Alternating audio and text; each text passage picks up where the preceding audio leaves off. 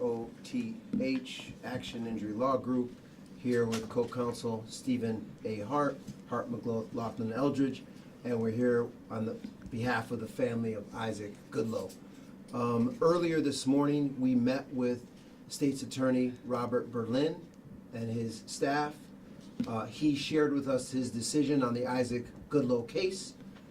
Mr. Berlin has decided not to charge Officer Daniel Pinkston for the unjustified, unconstitutional, and tragic murder of Isaac Goodlow III. We just received a 6-page narrative from Mr. Berlin. I think the only sentence, as my co-counsel pointed out, on this 6-page letter, I'm just going to read it so people understand. This is from Robert Berlin. To be clear, based on the results of an incredibly thorough investigation, I am not concluding that Officer Pinkston was justified in his use of deadly force. My conclusion, rather, is that the state cannot meet its burden of proving beyond a reasonable doubt that Officer Pinkston was not legally justified in his use of deadly force. Let me be clear. We disagree wholeheartedly with his decision. If you watch the video, what you see is in less than a second, an unarmed 30-year-old black man, Isaac Goodlow, this family's son and brother, was killed by this officer.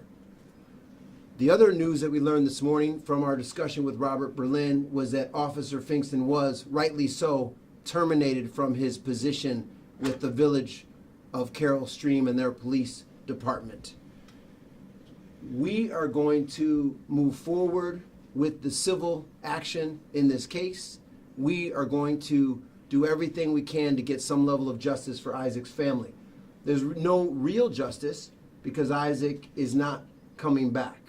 But this officer and these officers should have been held accountable. They were not. So we're going to do everything we can to pursue justice on behalf of this family. I turn it over to my co-counsel partner, Stephen Hart. Yeah, good afternoon, everyone. Stephen Hart, H-A-R-T, Hart, McLaughlin, and Eldridge. Do you guys want to move the microphones over at all? Thank you. Yeah, sure. For Isaac Goodlow and his family. It's a sad day today. The family is distraught and upset because the state's attorney's office seemingly did everything it could and bent over backwards to perpetuate the law enforcement machine and protect it against righteous review.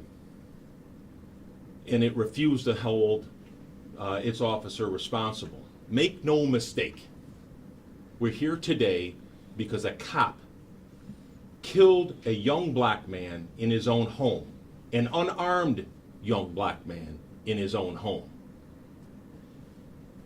We don't find that reasonable or appropriate. Furthermore, the statement put out by the DuPage County Prosecutor's Office is pontificating in nature. We find it to be little more than propaganda. They take Officer Pinkston's word as gospel, lawyered up word. Mr. Pinkston refused to give a statement to law enforcement, his own law enforcement, and the unit that was to objectively investigate this matter. And they disregarded all of the inculpatory evidence, the mountain of inculpatory evidence that exists against the village and against this officer. This is why the family's incredibly disappointed at the result here today. And although they're devastated and feel like justice was not done here, they have complete resolve. And I can assure you, they are determined, as are their lawyers, to hold this officer and these officers accountable for shooting Isaac Goodlow, who was alone, unarmed, and they knew he was unarmed because they were told that he was unarmed in the sanctity of his own home.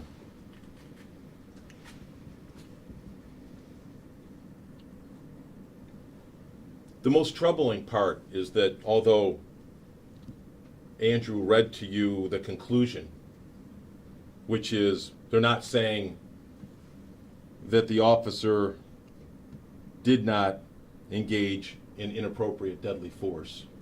They're being cute with it, but it's buried on page 6 of a lengthy word salad analysis which discards and otherwise avoids all of the very serious and troubling evidence that exists against the village and its officers.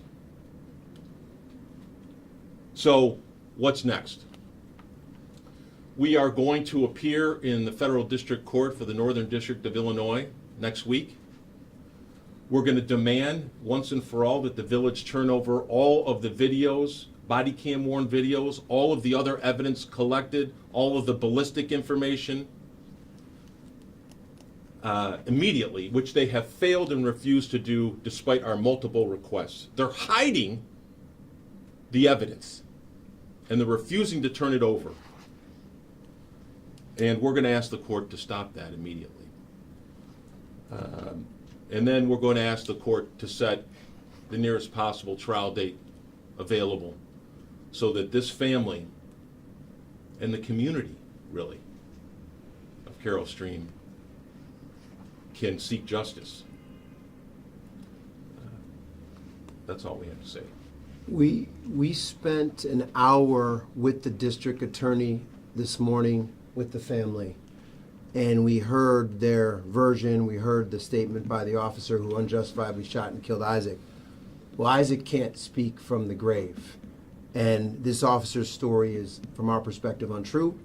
We believe he should be prosecuted, and as Stephen Hart eloquently said, we're going to advance this case in the federal court. Now we're going to have a member of the family speak about their perspective. Other members, including Bonnie, are so distraught at the decision today that she's probably not going to speak, but we're going to have you are going to speak, Bonnie? Oh, Bonnie, you go? Okay, great. So Bonnie, Yeah, Bonnie. let's turn over to Bonnie. This is Bonnie Pegram. You want to switch to everything you need? Yeah, P- we will. P-I-G. Bonnie, I'll just stay there. Yeah, yeah. P-I-G-R-A-M. Bonnie, she's the mother, as you know, of Isaac Goodlow III.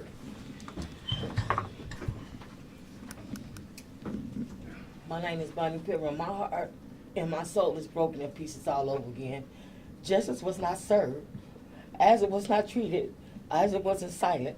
The video was prosecuted saying, we demand justice for for Isaac, my son.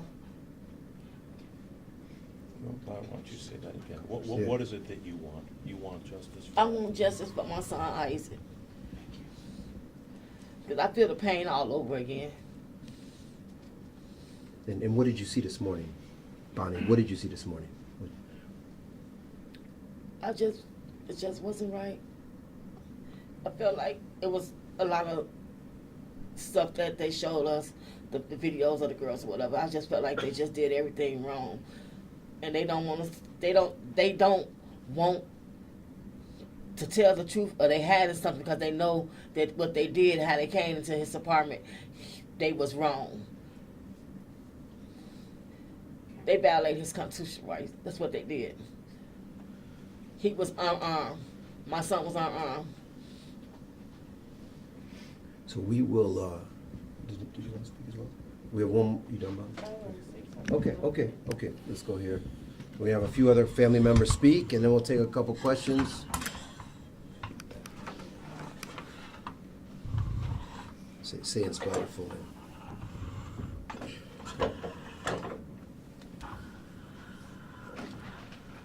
Go ahead. My name is LaVasia Pegram, L-A-V-A-S-I-A, Pegram, P-I-G-R-A-M.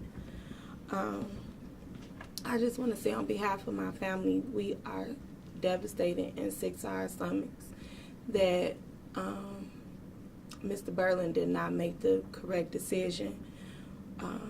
Just with all the evidence, from the little evidence that we were seeing, that was given, and he didn't charge the officers.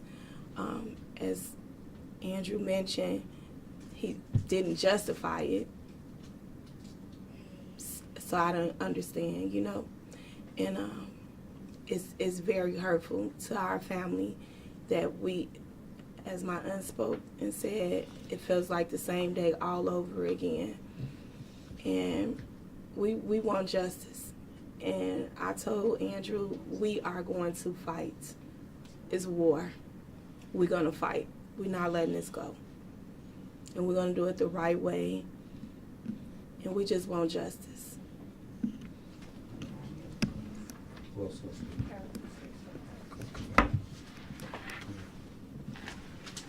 So make sure you say and spell your name so they know who you are, okay?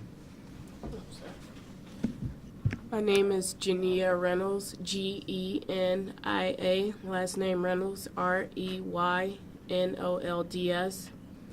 We as a family is disappointed. Mr. Berlin got this wrong, and he is protecting killer cops. The video is clear that Isaac was no threat and did not deserve to die. This gross injustice. We demand justice for Isaac, and we would not stop until we get justice for Isaac Goodlow. So what we'll do now, we'll take any few questions that you have for either the legal team, Stephen and I, or the family. So, Rob, I don't know if you or Sabrina or any of the reporters here have any questions for us. Can you comment a little bit more just on the firing of this officer happened on May 2nd, and this is the first time that you're hearing of this? So it was stunning to us today during our meeting. The Robert Berlin informed us for the first time that Officer Daniel Finkston was terminated by the Village of Carroll Stream. We didn't know that was happening, and we learned that for the first time today. And I think just the fact that he was terminated says a lot of what they really believe the truthful story is about his conduct on that day in February. Yeah, a few more things about that. We know that the powers that be So, go ahead, Stephen. are quick to put out statements about their positions. Isn't it interesting that over a month ago, they fired the officer who shot and killed Isaac Goodlow in his own home and didn't tell anybody about it, didn't feel the need to issue a press release about that, but they did issue a 6-page word salad to justify a no charge in this case? We're going to ask questions. We're going to hold people accountable. If the authorities aren't, it is this family's right to pursue justice and hold people accountable and expect better from our police officers than what took place here, and better from our authorities in their overview. Another thing we talked to Robert Berlin about is justice, and I know the family wants justice, but let me just reiterate again, there's no justice. You got a 30-year-old black man, unarmed, shot and killed in the sanctity of his home. It's a narrative that we're seeing all over the country, especially in Chicago and now in the Chicago suburbs. Any other questions? Yeah, just the idea of the burden of proof. I mean, they're not saying that he was justified to fire his weapon, but they're not saying you know what I mean? It feels like it's somewhere in the middle, and I guess just the frustration that comes with that explanation. I have Okay. some feelings about that. Go ahead, Stephen. So See, it's you a guys little would- cumbersome. yeah, here, you guys right? would let us We do it would've out set there, up right yeah. out there. No problem. Thank you for the question. And as I understood it, the question was, what exactly is the DuPage County prosecutor saying here when he's saying he's not saying it was unjustified, but he's saying he can't prosecute? I'll tell you this, Berlin is no shrinking violet. He's no stranger to prosecuting tough cases against criminals. For some reason, he's dancing around the issue in this case, and it's our perception that it's because he's protecting his own. And we believe that not because he's just not charging, not because of the word salad that he's provided, not because of the statement on page 6 where it says we're not saying it was unjustified, we're just saying we can't prove it. But he ignores central issues in the case, facts that he could then use to prosecute this case. And he's refusing to do so. So we'll do it ourselves. The idea that, two things, there's still the confusion over the video and how much of the video was allowed into evidence and how much the family's seen and how much we have seen. The difference between what the public has been able to watch and what was available in this investigation. Can you kind of explain the difference, if any, between those two?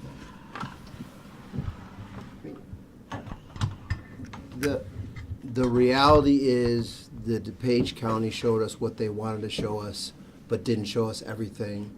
Through the course of the federal civil rights litigation, we will get every piece of evidence, and that evidence is going to show an unjustified shooting, and it's going to show a case that we think should have been charged and indicted for second-degree murder. And then I don't know if you want to answer this, Andrew, or if the family wants to get at this, but the idea that it marks how much time had passed between the entrance into the apartment and when the first shot was fired. We've talked about this before, but it's such a small, short amount of time. 1 second. Well, there's a couple issues there. I mean, the key issue is at the moment of the shooting, was the officer justified? And and if you read the incredulous story given by the officer, he makes up a whole narrative of what happened under a self-defense theory. We think that's completely untrue. And how can all that happen with a matter of less than 1 second? Any objective person watching that video, you see the officers break into Isaac's apartment, break into his room, and immediately shoot and kill him. These officers should have chilled, and they should have got a warrant. They should have got consent. They should have done something other than yet another black man shot and killed by the police, unarmed, in his home. Back to the officer's dismissal. Were you given reasons? Did they state why the officer? We asked specifically during our meeting with the state's attorney why the officer was terminated, and we were not given any reason. We were just informed for the first time that he was terminated. Have there been complaints against the officer? We don't know. Okay. Well, unless anybody has anything else, I think it's a wrap. Yeah, just wanted to ask maybe Bonnie or I don't Sure. know, another family member. I mean, you touched on it, but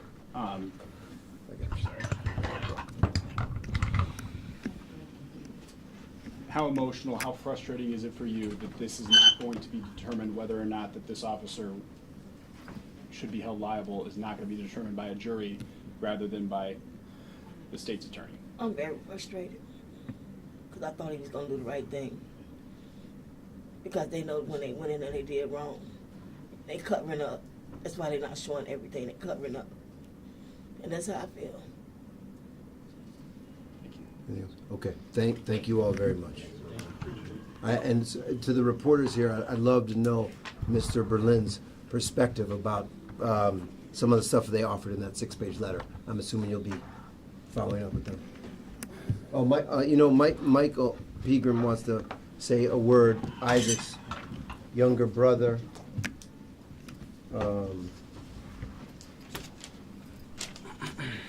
Get close, Mike. Spell your name. Michael Pilgrim, Isaac Goodlow, youngest sibling, his baby brother, Michael Pilgrim, Michael Pilgrim, Pigram. What I like to say to you guys today is we was robbed from the justice system that supposedly is supposed to be. It's just we can't really put together. I can't put together how I feel about the whole thing because it's a tragedy. The whole situation is tragic. The way they handle it, the way it came about, what happened to Isaac Goodlow, it don't deserve to happen to nobody of no nationality, man nor woman, child, adult. It don't deserve to happen to nobody. And we want the world to know what we lost and what they took from us. Because Isaac meant something to us. He meant something to a lot of people. It may not seem like it mean nothing else, but Isaac meant something to us. And they took a lot from us when they took him. And the way they handling this and seeing my mama, Bunny Pilgrim, go through this pain, this suffering, that just add on to my hurt of losing my big brother. She can't sleep, eat, nothing. She stay up all night. My mama don't do that. And that's dealing with the loss of her son and also how the situation is being handled. It's not righteous. It's not justice for all. They say it's justice for all, but it still have not yet to be proven. And It's just devastating. It's devastating. Cause I'm gonna miss my big brother. We all gonna miss Isaac, and we want the world to know that he meant something to us. And what they took from us is, it's a lot. It didn't just take another son, or a brother, or an uncle. They took a person that was a part of our village, our heart, and they handling it as if Isaac was an animal or something. He was a human just like anybody else. His rights was violated. It hurts. Okay, thanks, everybody.